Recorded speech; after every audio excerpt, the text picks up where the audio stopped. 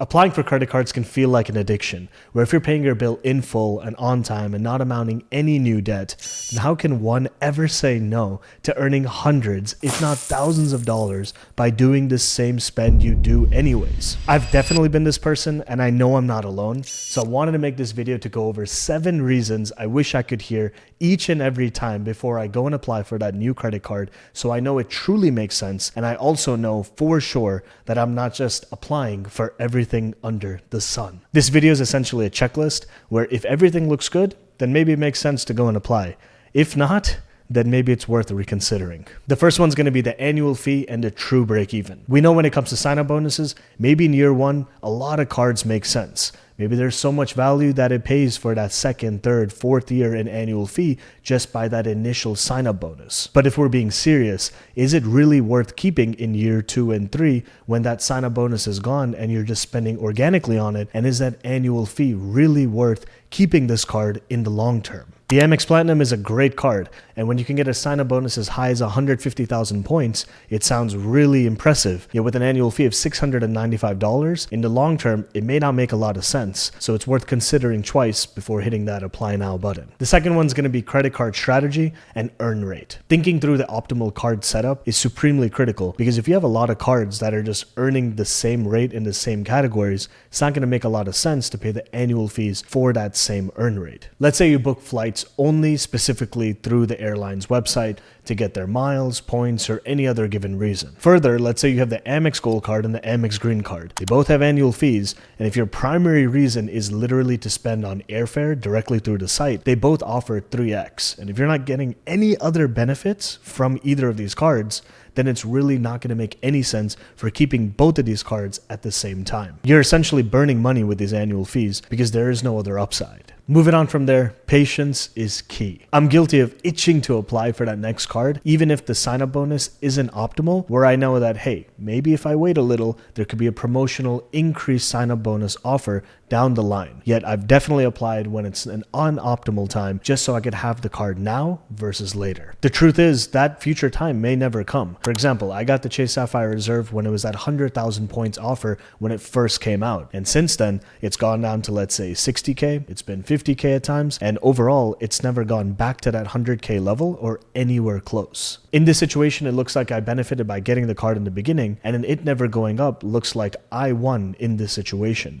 Yet it's about the principle. For me personally, I wouldn't want to leave money on the table. And in either which scenario, you never really know, is there going to be an increased offer or not? And so in my situation, what I've chosen to do is at least get what value is in front of me, within reason of course. And then that way I actually have this X amount of points in front of me to use and deploy as needed, versus at a future point when I actually need those points, then applying and then waiting to actually get those points deposited and then use accordingly at some future point. Given that I've already applied for so many cards, if I need specific points from a certain airline or hotel or some type of variable transfer program like your Ultimate Rewards with Chase or membership rewards at Amex, there's not many options left for me at this point. I do have a system of points that consistently come in, but if I need, let's say, 75,000 points just like that, it's going to be tough to do because of the limited options I have at this time. This leads us to our next point of knowing exactly how you want to use these points or how you intend to use them for any upcoming travel or redemption. Let's take a quick example. You've never flown Emirates and you maybe plan to. You're not really sure how you're going to redeem these miles, but you're like, hey,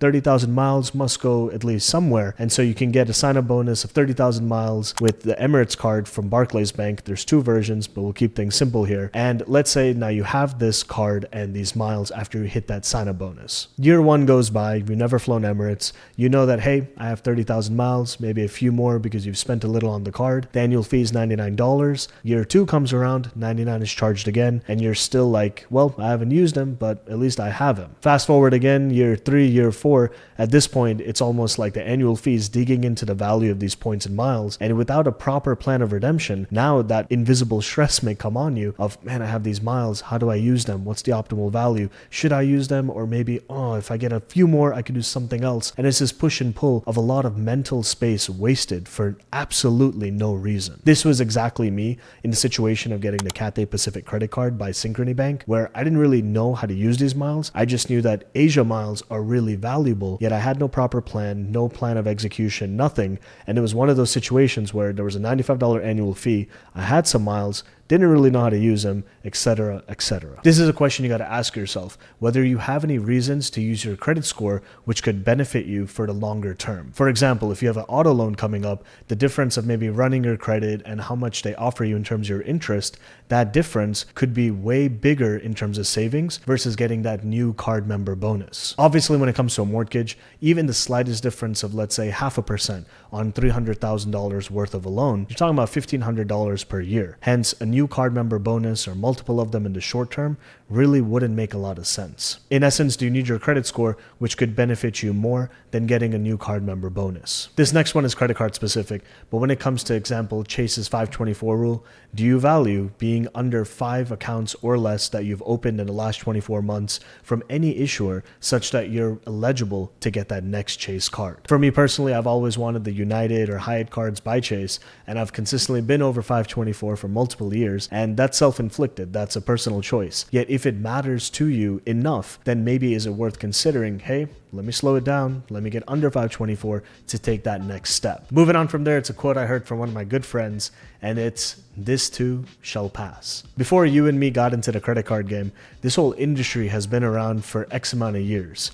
And in that time, there's been a lot of products that have come, that have left, that have been revamped, that have been discontinued, that have been refreshed, so on and so forth. Similar to how the credit card industry has been along for so long, we can assume at least that there's some longevity from today till whenever it keeps on going. And so with that, good things come and go, bad things come and go, and so essentially, this too shall pass. Although it's not good to apply for anything under the sun, I've also seen a lot of folks that are supremely scared to run their credit in the effort to actually get an approval. I understand that this fear could be there because the question is, how does this impact my credit score? An inquiry, essentially a hard credit pull, it can drop your score in the short term by maybe a few points. Yet after a few months, it's gonna come back up, and every 24 months, inquiries are dropped altogether from your credit report. If you look at the components that make up your credit score, I'll leave a video over here, essentially the major components are gonna be the utilization, in other words, how much credit are you using from that credit that's extended to you, and then from there, are your payments on time, or are there any late payments? Essentially, inquiries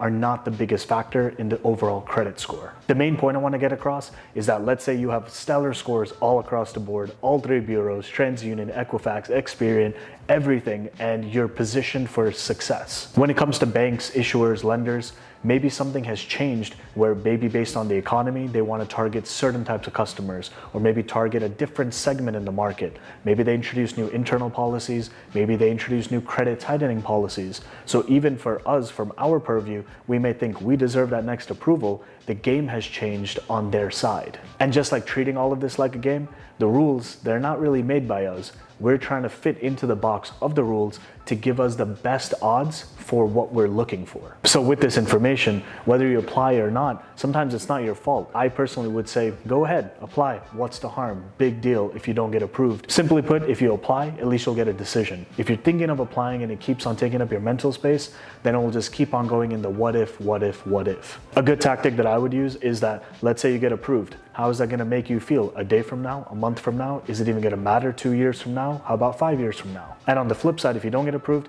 how is it gonna make you feel over that same timeline? The best thing we can do is set ourselves up for success and then see what happens from there. If you wanna know 7 credit card facts I wish I knew in the beginning, check this video out over here, and I'll see you over there. Until then, peace.